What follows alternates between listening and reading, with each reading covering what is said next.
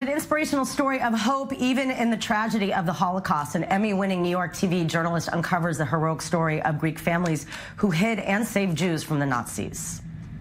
In June of 1944, as bombs were falling on the main island of Corfu, the Nazis rounded up all the Jews and shipped them off to Auschwitz. A Jewish man, a tailor named Savas, managed to escape with his daughters, and they hid on Ereikoussa. My yaya grew very close to the girls, but she wasn't the only one. Despite the risk to themselves and to the entire island, not one person gave up the secret of Savas. Not one person on Ereikoussa told the Nazis that a Jewish family was hiding among them. And the family survived.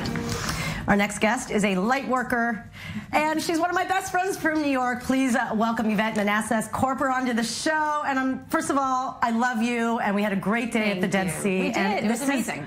This is like so emotional for me to be interviewing you. Yeah, it's emotional for me to be here too. I first came to Israel 30 years ago as a journalism student, studying how to do journalism, trying to maybe one day do journalism. And now the fact that I'm back and my journalism actually has impacted families here really is really, really meaningful. And very, very meant to be. Yes. So you grew up, so this is what's so fascinating, is that your grandfather immigrated to America, yet the rest of your family remained.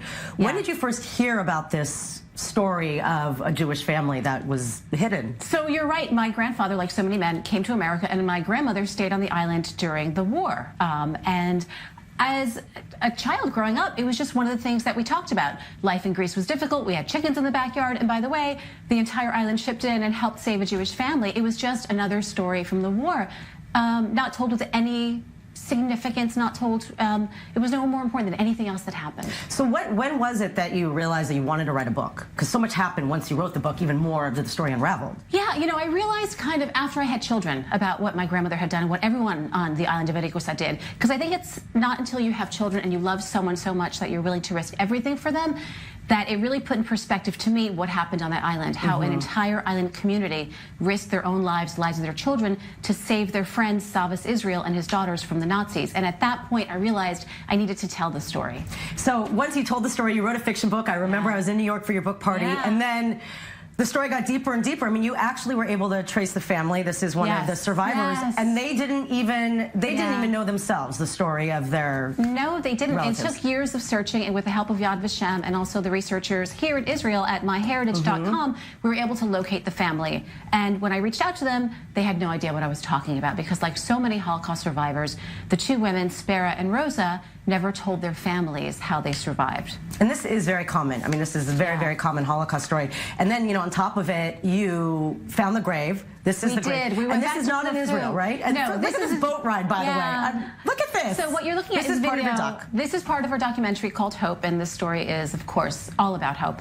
And we were so fortunate enough to go back to Greece with the families of Spera and Rosa and introduce them to this beautiful island, to this wonderful community. People are still alive. People were still alive that remembered their mothers, their grandmothers being hidden on Ereikoussa. So we were able to bring them back to see where it all happened and really uncover their lost history.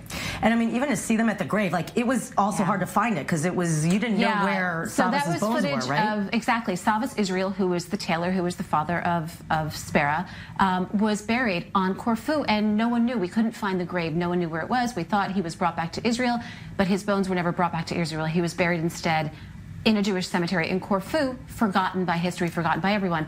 We were able to locate the grave with the help of the researchers at myheritage.com, bring the families to the grave where they were able to say And then your mom, this is your grandma. This is the cutest thing. Hearing you translate, I never heard you speak Greek until I watched this clip. I mean, she remembers, and she was a little girl, right? This actually is not my grandma. This is Amalia, who actually is one of the women on the island who still remembers who was there. Got it. Okay. Yes. Wow, Yeah, it's really beautiful.